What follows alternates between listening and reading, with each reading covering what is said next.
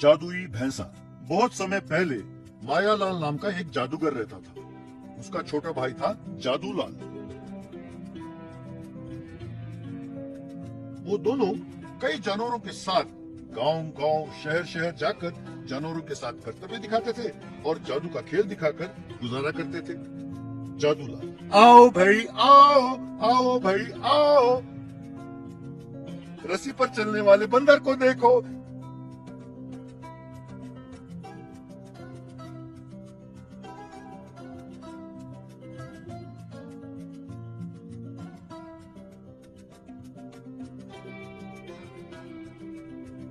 गेंद पर चलने वाले कुत्ते को देखो।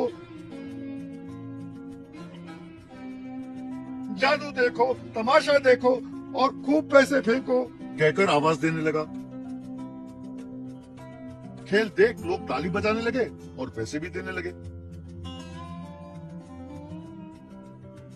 एक दिन जादूलाल जंगल से जा रहा था कि उसके सामने एक स्वामी जी आए। स्वामी जी, बेटा क्या ये सड़क रामपुर जाती है?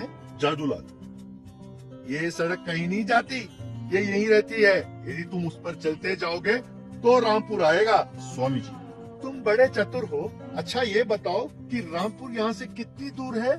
जादूलाल, रामपुर से ये जगह जितनी दूर है उतनी दूर यहाँ से रामपुर भी है। आप तो स्वामी जी हो, आप ये भी पता नहीं लगा सकते? कहीं आप नकली स्वामी जी तो नहीं? कहकर हंसने लगा। ये सुनकर स्वामी जी को बहुत गुस्सा आया। स्वामी जी, अरे मूर्ख, दूसरों का सम्मान ना करने वाले, तुम्हारा मनुष्य बनकर रहना उचित नहीं है, कहकर श्राप दिया। बस फिर क्या, जादूलाल एक भैंसे के रूप में बदल गया। जादूलाल, स्वामी जी मुझे माफ कर दे, माँ बाप नहीं है और कोई मुझे अच्छा बुरा सिखाने वाला भी नहीं था, इसीलिए मैं ऐसा हूँ, कृपा करके और श्राप से मुक्त कर दे, कहकर विनती करने लगा। थोड़ी देर बाद क्रोध कम होने पर स्वामी जी, देखो बेटा, ये विधि का विधान है, वरना मुझे इतना क्रोध क्यों आता भला? तुम जिस दिन यहाँ के महाराज के अतिथि बनकर उनके हाथों का भोजन करोगे, उस दिन तुम मनुष्य बन जाओगे। अलग निरंजन, कहकर वहाँ से चला गया। फिर जादूलाल जंगल से निकलकर अपने खेमे के पास पहुंचा। वहाँ लोगों की भीड़ लगी थी। अपने भाई को देखकर जादूलाल, भैया भैया भैया, कहकर चिल्लाने लगा। मायालाल, चलो हटो, मेरा भाई नजर नहीं आ रहा है, मैं परेशान हूँ और यहाँ तुम चिल्ला रहे हो। वो ना हो तो ये जानवर उनका कर्तव्य नहीं दिखाएंगे।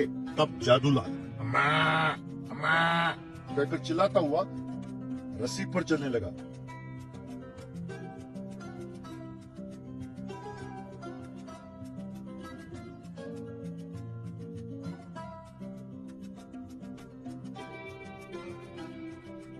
फिर गेंद को सिर से उछालने लगा।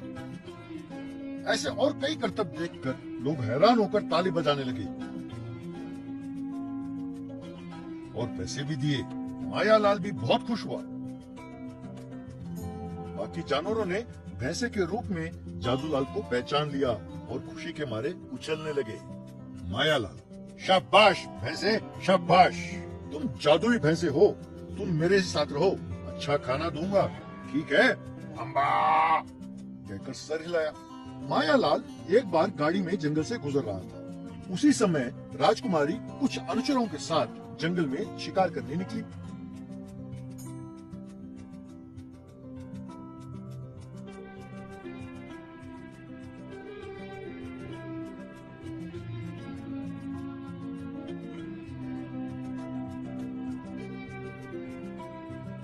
तभी एक बड़ा शेर उसके सामने कूदा। अनुचर भाग खड़े हुए। राजकुमारी, बचाओ बचाओ बचाओ, चिल्लाती हुई भागने लगी।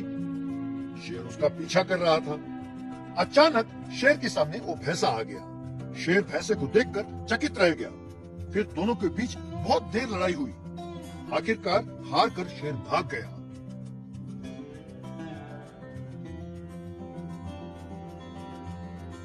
यह देख राजकुमारी प्रसन्न होकर मायालाल से, मेरे प्राण बचाने वाले इस भैंसे को मैं जीवन भर नहीं भूल सकती। आप महल में आकर इनाम ले जाइए। फिर मायालाल के कहने पर भैंसे पर सवार होकर राजमहल जा पहुंची।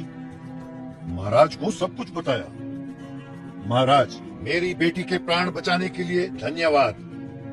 हमारे अतिथि बनकर हमारे भेंट स्वीकार करें। उसके बाद सबने मिलकर भोजन किया। महाराज ने स्वयं कुछ फल भैंसे को खिलाया। उसे खाते ही भैंसा जादूलाल के रूप में बदल गया। फिर जादूलाल ने सब कुछ बताया। महाराज का दिया इनाम लेकर दोनों भाई खुशी खुशी चले गए। तो बच्चों, दूसरों का आदर करना हमारा संस्कार है। जो ये नहीं जानता उसका नुकसान ही होता है ना? असली माँ